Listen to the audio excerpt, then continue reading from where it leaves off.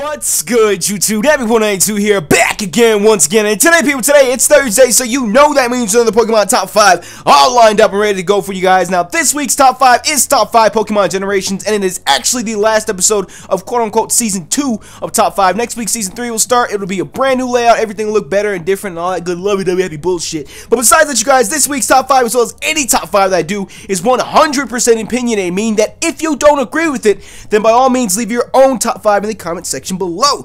Getting into it this week, you guys, we have in the number 5 slot the Kalos region X and Y. Top 5 generations. You gotta give X and Y some credit. I know a lot of people didn't like it because of, you know, like the after game was lacking. The Looker missions fucking suck. Trust me, the Looker missions fucking suck. I hate Looker and I hate the fucking Looker missions, but hey, that's just me. That's just me.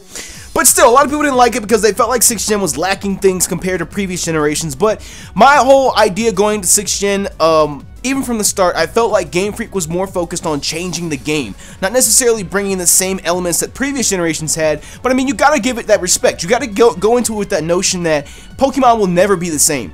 After 6th Gen, after X and Y, Pokemon will never be the same. You know, with the 3D models and the introduction of fairy typing, you know, Game Freak came with that notion to change the game, not to necessarily bring us the same thing that we've had over and over and over and over again.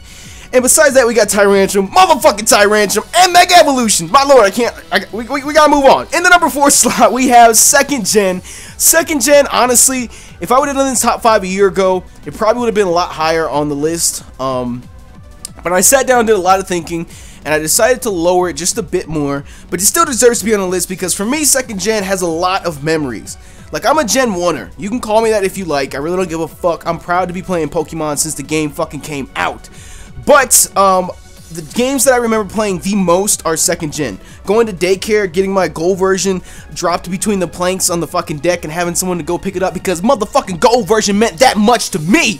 That's just, 2nd Gen in my opinion was amazing. They introduced new types. 2nd Gen was supposed to be the end of Pokemon 2. But no, it did so well we had to keep it motherfucking going. I love 2nd Gen. I love the region. That was where Kingdra and Tyranitar came into play. The storyline really wasn't all that with Team Rocket, but I mean shit, it's the only game we had that had 2 regions so far too. So 2nd Gen, I love it. Number 4. In the number 3 slot this week, we have 5th Gen. Black, white, black 2, white 2.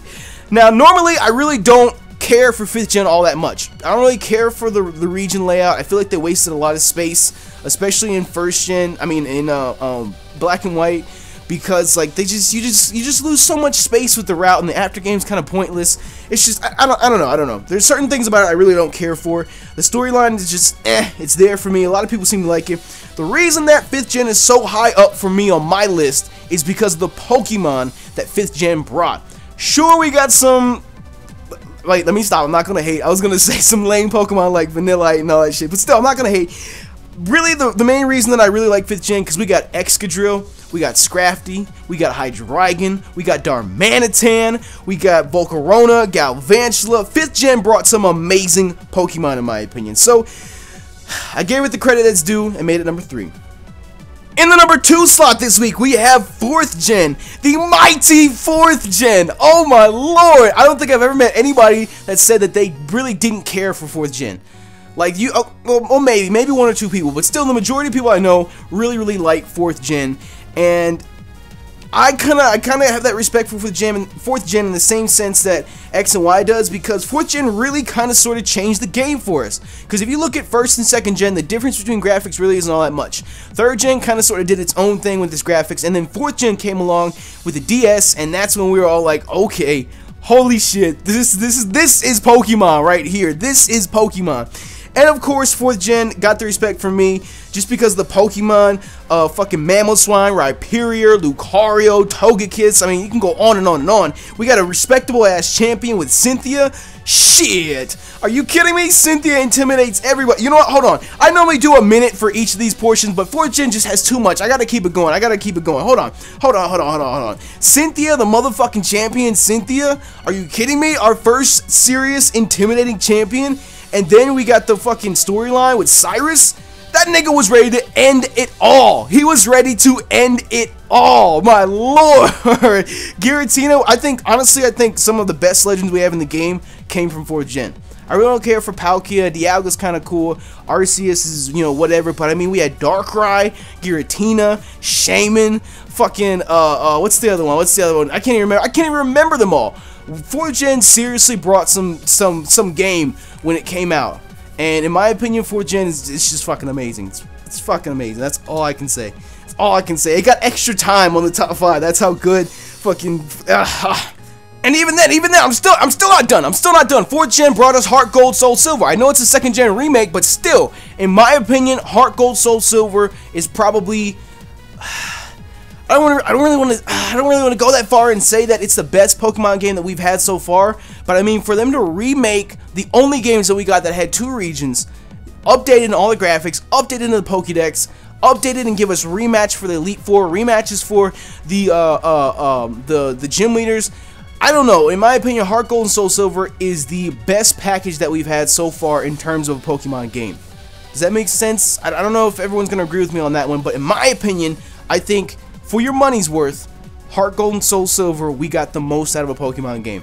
I don't think we've had any games like that. I definitely don't think 5th gen stepped up to the plate and could compare to Heart Gold, Soul Silver. And just in my opinion.